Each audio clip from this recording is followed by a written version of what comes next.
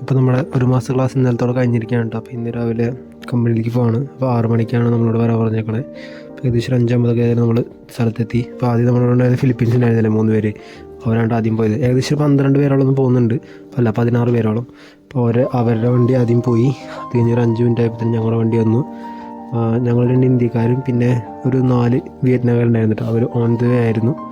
ഏകദേശം അവിടെ നിന്ന് ഒരു 127 കിലോമീറ്റർ ഉണ്ട് കേട്ടോ എൻ്റെ കമ്പനിയിലേക്ക്. 6 മണിയായപ്പോൾ സ്റ്റാർട്ട് ചെയ്തു.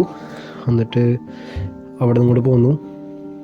എന്നിട്ട് വരുന്ന വഴിക്ക് അവരിറക്കിയിട്ട് പിന്നെ ഞങ്ങൾക്കൊരു 60 കിലോമീറ്ററോളം ഉണ്ടായിരുന്നു. ക്യോത്തോയുടെ അടുത്താണ്. ഷിഗ എന്നുള്ള സ്ഥലത്തിൻ്റെ പേര്.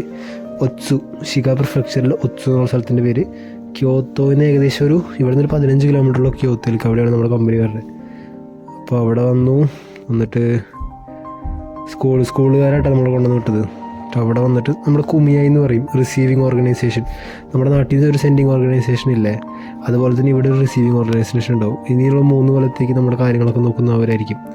അപ്പോൾ അതിൻ്റെ ആളും കമ്പനിക്ക് വന്നിട്ടുണ്ടായിരുന്നു. എന്നിട്ട് അവിടെ നിന്ന് ഞങ്ങളെ പിക്ക് ചെയ്തിട്ട് കമ്പനിയുടെ ഓഫീസിൽ പോയി. കുറച്ച് പേപ്പർ വർക്കൊന്നും കാര്യമായിട്ടുണ്ടായിരുന്നില്ല.